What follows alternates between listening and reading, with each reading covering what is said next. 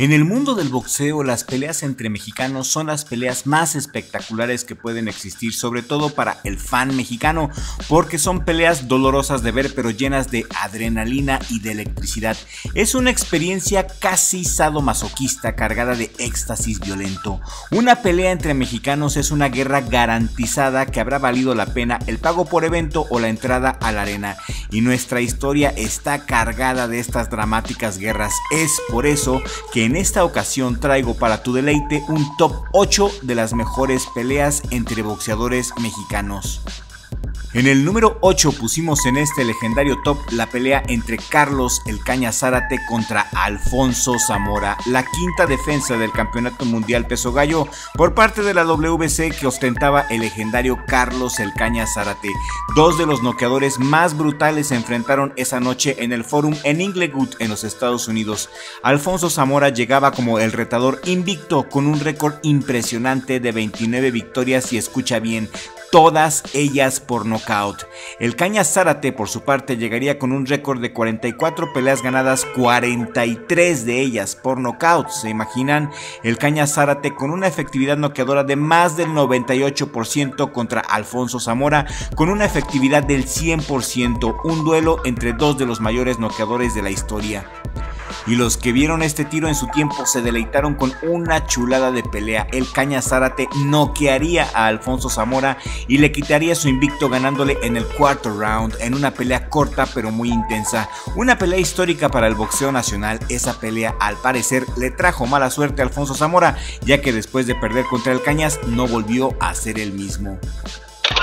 En el número 7 de las mejores peleas entre mexicanos de todos los tiempos, a nuestro gusto se encuentra el tirasasazo de Israel Vázquez contra Rafael Márquez. La primera pelea que le abrió paso a una de las trilogías más violentas en la historia del boxeo mexicano, una trilogía que se convirtió en tetralogía y en donde Israel Vázquez perdería su ojo. Israel Vázquez, en paz descanse, fue uno de los mayores campeones en la historia del boxeo mexicano, y esta pelea contra el hermano de Dinamita Márquez fue una explosión de violencia pura. Estos dos hombres se enfrentaron 4 veces. La primera pelea fue la más dramática a nuestro parecer.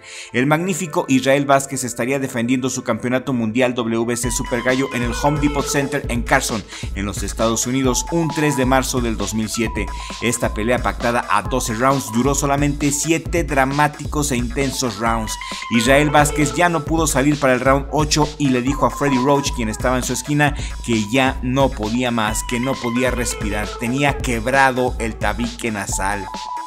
Así que una pelea legendaria de esa magnitud tendría que tener una revancha forzosamente, y la revancha fue 5 meses después, el 4 de agosto del 2007 en el Dodge Arena en Hidalgo, Estados Unidos.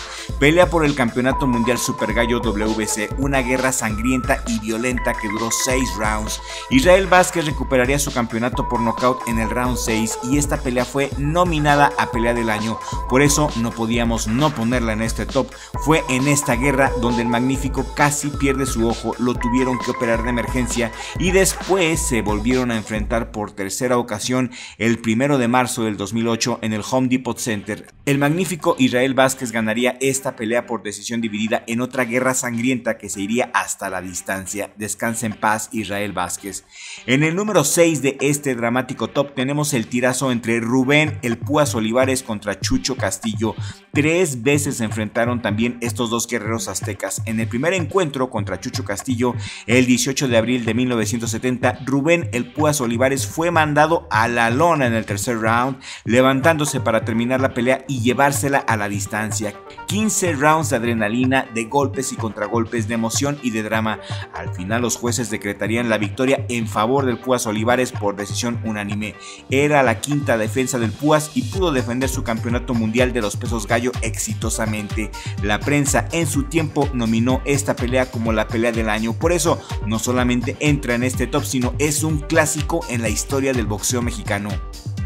Y si te está gustando este top y aún no te has suscrito a Richie Blog, este es el momento de hacerlo. Suscríbete a Richie Blog en este momento, toca la campanita y activa todas las notificaciones. La suscripción es totalmente gratis. Y avanzamos hacia el número 5 de este histórico top, donde tenemos la pelea entre Eric el Terrible Morales contra Marco Antonio Barrera en el año 2000, que también fue la pelea del año en ese tiempo, y esta pelea del 2000 le abrió la puerta a otra de las trilogías más salvajes en la historia del boxeo mexicano.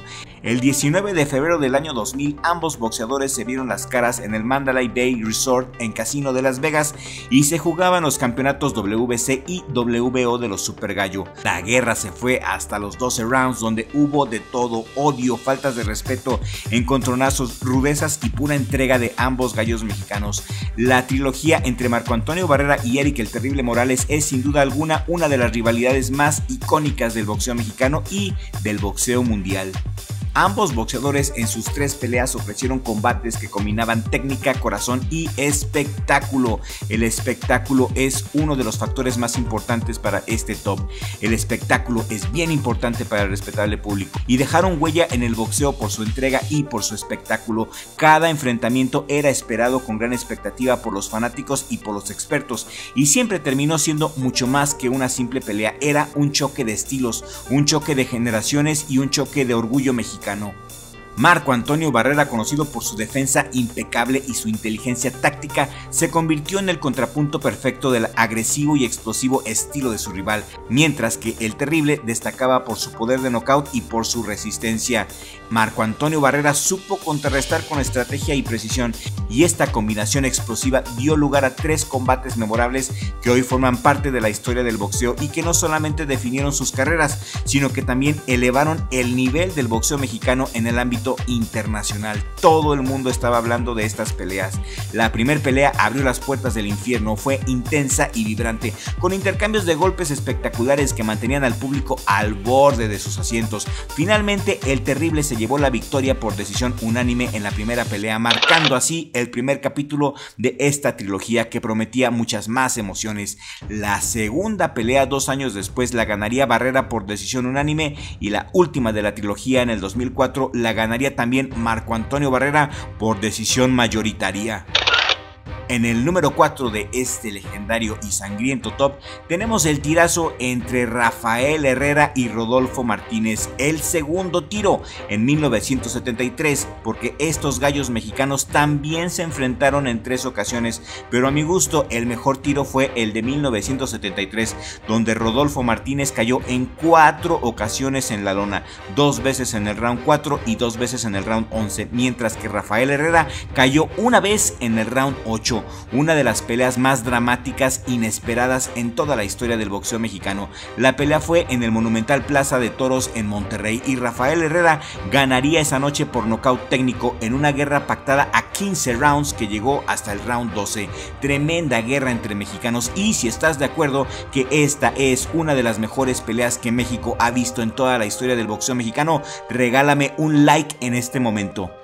En el número 3 tenemos otro clasicazo del boxeo mexicano, Israel Vázquez contra Chololo Larios 2. Israel Vázquez el Magnífico tuvo otra de las grandes trilogías en la historia del boxeo mexicano, esta vez con el Chololo Larios, a quien se enfrentó 3 veces, a un Larios quien también fue campeón mundial. Y como contexto, estos 2 titanes se enfrentaron por primera vez en 1997 en la Arena Coliseo en la Ciudad de México. Israel Vázquez se madrugó al Chololo Larios en el round 1 de esta manera tan dramática y sorprendente. Chécate. Aquí van a iniciar de esta forma, menos el visitante a la capital de la República Mexicana. A todo tren el mismísimo primer episodio. Los mejores golpes que mete Israel Vázquez, y cae tendido dramáticamente el Chololo Larios, el de Jalisco. Las asistencias médicas inmediatamente están subiendo para determinar qué es lo que sucede en una forma instantánea, como se acostumbra. Pero 5 años después se haría la segunda pelea entre Chololo Larios e Israel Vázquez, y esta vez fue un tirazazazo. Fue muy diferente a la primera. Chololo entrenó como nunca antes en toda su carrera y se llevó a Israel Vázquez hasta el round 12, y Oscar el Chololo Larios noquearía de una manera espectacular a Israel Vázquez. Tremendo peleononón. Ambos se volverían a enfrentar en el 2005 en el Mandalay Bay Resort en Casino de Las Vegas. Israel Vázquez noquearía al Chololo Larios en el tercer round, dejando en claro quién era el mejor boxeador en este cierre de la trilogía. La mejor pelea de las tres fue sin duda alguna la del 2002, porque ahí el Chololo brillaba en sus mejores momentos, al igual que Israel Vázquez. Por eso pusimos la segunda pelea en este top como una de las mejores peleas entre mexicanos de todos los tiempos. En el número 2 de este dramático top se encuentra Carlos "El Caña" Zárate contra Lupe Pintor, una de las peleas más polémicas en la historia del boxeo mexicano. Para muchos, esta pelea se la robaron al Cañas, y regálame un like en este momento si eres de los que piensan que le robaron la pelea al Caña Zárate. Zárate realizaba la 10ª defensa de su cinturón de peso gallo del CMB, que había ganado 3 años antes, con un récord impecable de 54 victorias y unas increíbles 53 victorias por nocaut. El siempre peligroso Caña Zárate era el legítimo favorito. Su única derrota se había producido el año anterior, cuando desafió al gran Wilfredo Gómez por el título de peso super gallo y fue detenido en 5 rounds por el poderoso puertorriqueño al que llamaban el Bazooka. El combate entre Zárate y Pintor fue muy animado, pero también fue muy técnico, y ambos boxeadores se llevaron a sí mismos y al otro al límite. Aunque el combate comenzó lentamente, el ritmo se fue acelerando a medida que avanzaba. Fue Zárate quien tuvo el primer momento de dominio al derribar a Don Lupe cerca del final del cuarto round con una combinación de derecha e izquierda.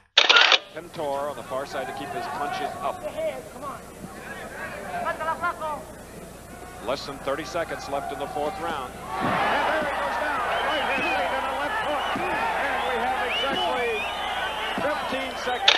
Y esa fue la primera vez que mandaron a Lupe Pintor a la lona. Sin embargo, Lupe Pintor se levantó imperturbable y no dio ninguna muestra de que se fuera a quebrar mentalmente. El campeón defensor continuó haciendo un buen trabajo en los asaltos intermedios, aterrizando sólidos jabs y derechas rectas, mientras mantenía una muy ajustada defensa.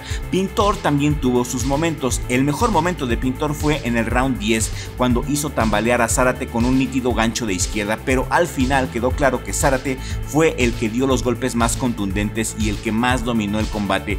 Pero después de 15 rounds muy disputados, increíblemente un Lupe Pintor que parecía totalmente sacado de onda, totalmente desencajado, que parecía muy sorprendido, fue premiado con la decisión dividida. Y aún más ridícula fue la disparidad de las tarjetas. 2 de ellas daban la ventaja a Pintor por un solo punto, 143-142, mientras que la tercera tarjeta daba la victoria a Zárate por 145-133. Aunque Don Lupe Pintor merecía el crédito por ser solamente el segundo hombre en durar la distancia con el Cañas, el campeón había hecho claramente más que suficiente para ganar. Al día siguiente del combate, el ex campeón el Cañas Zárate se pronunció sobre lo que consideraba una flagrante injusticia y dijo: "Por alguna razón me han robado el título los funcionarios de Nevada. Quiero que el Consejo Mundial de Boxeo estudie una película de la pelea. Deberían de devolverme el título. La decisión fue una terrible desgracia", fueron las palabras del Cañas Zárate. Y después de esta terrible decepción para el Cañas no quiso la revancha, mandó a todos por un tubo y se retiró para después regresar al boxeo en 1986, es decir, después de haber perdido con Don Lupe, el Cañas se tomó un descanso del boxeo de 1979 a 1986, 7 años de retiro. Y en el número 1 y la mejor pelea entre mexicanos de todos los tiempos a nuestro gusto es sin duda alguna la de Mario Azabache Martínez contra Julio César Chávez. Esta pelea fue un parteaguas en la carrera del César del boxeo, y el mismo Julio César Chávez aseguró en varias entrevistas que el día que venció a Mario Azabache Martínez cambió su historia totalmente y dejó de ser una persona común y corriente.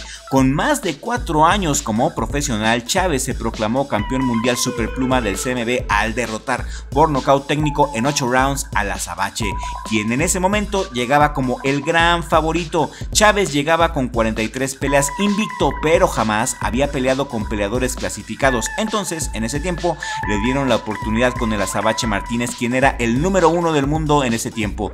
Fue el 13 de septiembre de 1984 cuando llegó la soñada oportunidad de Julio César Chávez, quien la aprovechó para ganar su primer título del mundo y para cambiar su carrera para siempre. Esa victoria marcó el nacimiento de un ídolo, para muchos el más grande boxeador que ha dado México. A su regreso a Culiacán había miles de personas que ya lo estaban esperando en el aeropuerto y por todas las calles hasta su casa, en algo que se hizo costumbre tras cada pelea de Julio César Chávez. El 13 de septiembre de 1984 en los Estados Unidos, en el Olympic Auditorium de Los Ángeles, se jugaban el Campeonato Mundial Superpluma de la WBC, que estaba vacante esa noche. El desconocido y jovencísimo Julio César Chávez derrotaría al ídolo ya consumado Mario Azabache Martínez por nocaut técnico en el round 12, marcando así el inicio de su ascenso vertiginoso a la fama y a la gloria del boxeo mexicano. Por su simbolismo, por su relevancia histórica del boxeo, Julio César Chávez contra Mario Azabache Martínez es la mejor pelea entre mexicanos de todos los tiempos. Y si estás de acuerdo con nosotros, comparte este video en todas tus redes sociales, porque hemos llegado al final de este legendario top. Les agradezco a nuestros suscriptores que llegaron hasta el final de este video. Quiero leer sus comentarios. ¿Están de acuerdo con este top? ¿Qué pelea ustedes creen que debería de estar y no la pusimos? Un abrazo a todos y un saludo muy especial a mi familia, en especial a mi hermano Richie, por ser mi socio aquí en el mejor jale del mundo, Richie Vlog. Y nos vemos en el siguiente video con la ayuda del creador, porque sin Dios no somos nada. Y aquí en la pantalla final y en el primer comentario fijo te voy a dejar el enlace al top 20 de los mejores boxeadores mexicanos de todos los tiempos, para que sigas disfrutando de nuestro contenido y continúes con nosotros aquí en Richie Vlog.